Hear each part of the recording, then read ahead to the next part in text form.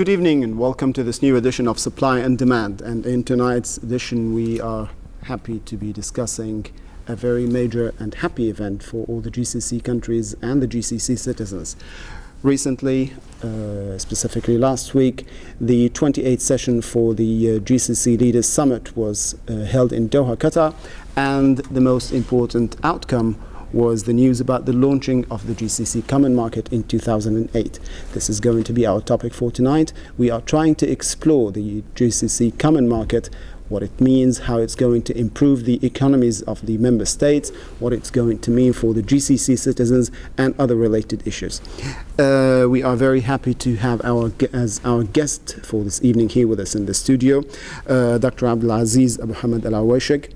Dr. Aluwaisheg, you are most welcome with us. Thank you very much. Dr. Aluwaisheg is the Minister Plenipotentiary Director of the Economic Integration Department in the Secretary General of the GCC Council. And we are going as well to be joined, and we are also happy to have as our guest via DTL from Kuwait, Dr. Mahdi Al-Jazzaf. He is Dr. Mahdi is a former CEO in the World Bank. Dr. Mahdi Al-Jazzaf, thank you for being with us.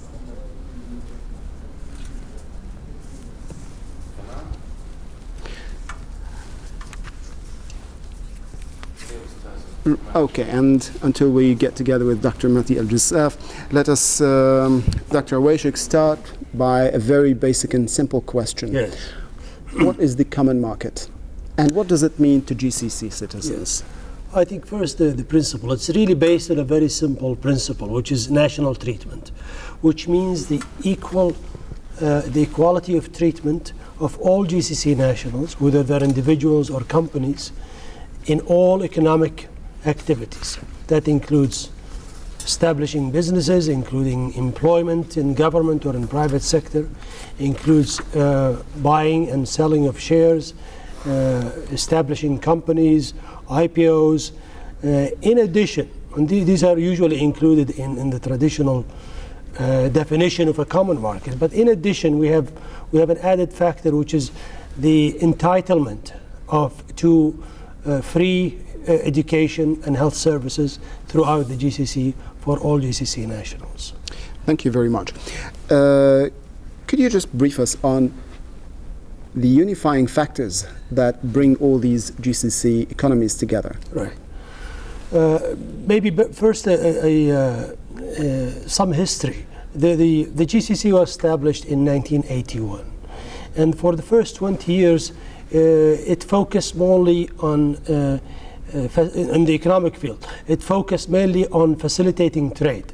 So we had the free trade area first, and then the customs union, and then 6 years ago member states agreed to the principle of the common market. That was in Muscat of December 2001. A year later, a timetable of 5 years was established in Doha, in the summit of Doha 2002. We established, or the heads of state established, a timetable which ends in December 2007. During those 5 years, we were to complete all preparations for the launch of the common market.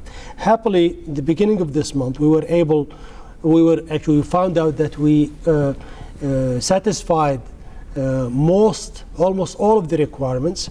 There were very few remaining loose ends which were settled in the summit last week, and that paved the way to the declaration of the common market to be started January 1st, 2008. So most of the preparations were done over the last 5 years. What is expected next year is going to be the actual implementation of some aspects of the common market. Some aspects of the common market already in place, but some of the aspects that we just agreed to in Doha will take a few months through 2008 before they are completely implemented. And then after that, to get every small government agency and every school and every hospital and every employer and every citizen to be aware of both the entitlements, the opportunities that the common market provides, and that will take some time, obviously, through education, through discussions with business people, and through the web. We have a website that informs people about the common market. Right. Thank you very much. Dr. Mahdi Al-Jazzaf, good evening.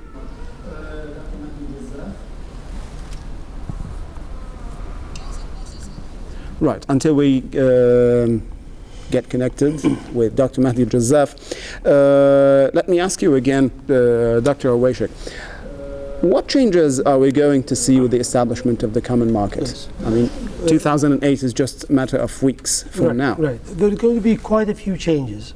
First, the economic agreement between member states, which is the chief economic document that regulates economic relations between member states of the GCC, which was concluded in 2001, December of 2001, establishes a principle of the primacy of GCC law over national law. It says that laws that are passed by the heads of state, by the summit, trump or take precedence over national law. So this agreement on national treatment, which is the agreement on the common market, is going to involve changes in almost every law in the land, either piecemeal or through what is called a omnibus legislation in each country that establishes the principle of the common market. Each country has the choice whether to do it piecemeal or to do it as one piece of legislation through the ratification of the agreement of the common market, which was passed last week in Doha. I mentioned that 6 years ago there was agreement on the principle of the common market, which is national treatment. But also 6 years ago there was agreement on the definition, meaning what does that mean? And the agreement that was reached 6 years ago was that this equality of treatment is going to follow 10 different tracks that involve almost all economic activity. First one is simple, which is movement of persons and residence, freedom of residence and freedom of movement between member states of persons. And then employment in the private sector as well as the government sector. Equality in social insurance and pension schemes. Equality in the exercise of all professions and crafts. Equality in the exercise of all economic activities and investment activities. Real estate ownership, movement of capital, tax treatment, and as I mentioned earlier, the buying and selling of shares, establishment of companies, and then the economic I just would like to ask for a simple clarification when you mention the word equality. Yes. Regarding all the aspects or all the sectors that you have mentioned. Does that mean like the possibility for any GCC citizen to go and establish business, for example, a Saudi or a Kuwaiti to establish a business in Qatar or in the UAE, and to be able to have a right to own property? Or yes, exactly. It means they are treated as nationals of the host state, of the state where the activity takes place, in all economic fields, in all activities. Right. One of the agreements that were reached in Doha last week, as I said, there were some loose ends that were finalized last week. One of them was exactly about this, the exercise of trade, the commercial activity. And until last week, member states were free to set conditions on GCC nationals when they engage in commercial activities. And last week, an agreement was reached that's no longer the case. Right. That GCC nationals are going to be treated the same as the nationals of the state where the activity takes place. Right, that's very good news. Dr. Mahdi Al-Jazzaf from Kuwait, I hope you can hear me now. Yes, I can hear you. Thank you very much for being with us, and I hope you've been watching us. My question is, I am. My question is, how similar is the GCC common market to the European common market, being a very living and vivid example in the minds and experiences of people in the country?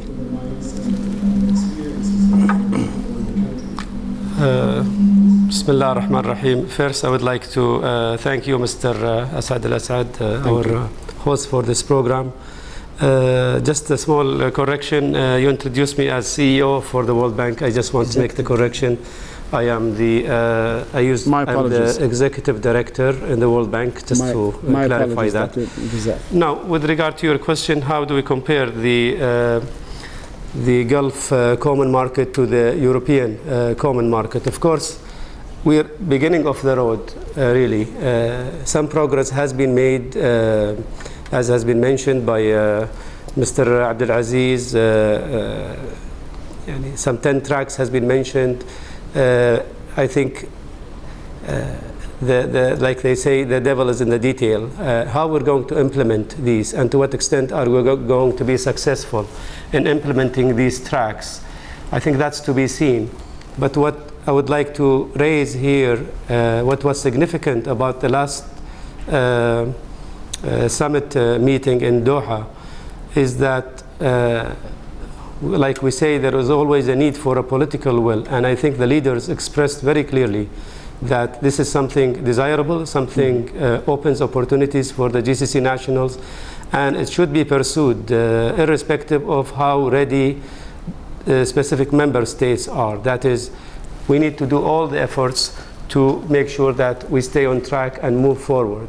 And this is a very strong statement. I think it's a very positive statement that came out of this latest summit. In summary, we cannot really compare the Gulf Common Market to the European Common Market. They have reached a state more of, let's say, maturity than where we are today, but definitely the 1,000-mile trip starts with the first mile. So we're working hard on the first mile now. Right. Thank you very much. We do have a report that is trying to survey the opinions of the common people, and they're giving their opinion regarding the launching and the start of the common market. I hope the report is ready so we can take it, and we're going to come back with some comments from our two guests. So, well,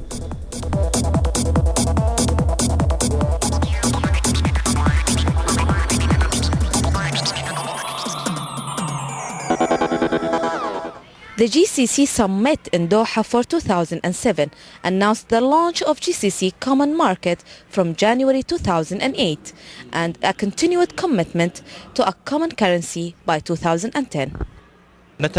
We extremely wish that GCC Common Market will be activated in 2008 as the leaders of GCC have announced.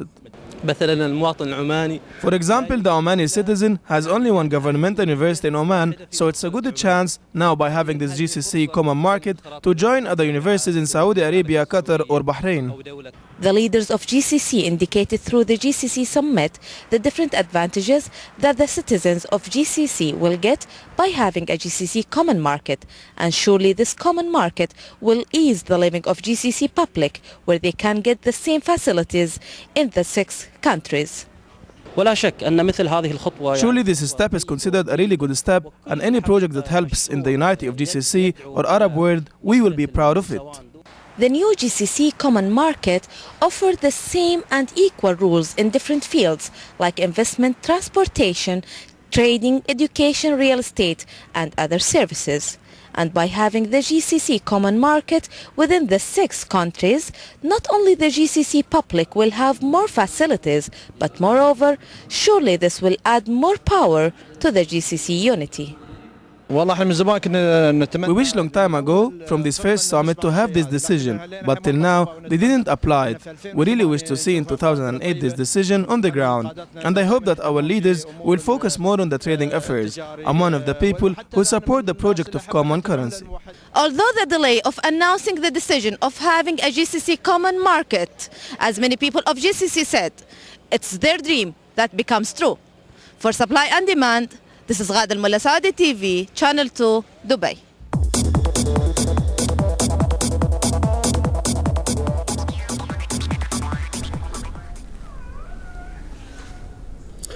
And now the report that we have just seen and all the optimism that we have also heard from all the interviewees regarding the future of the economy.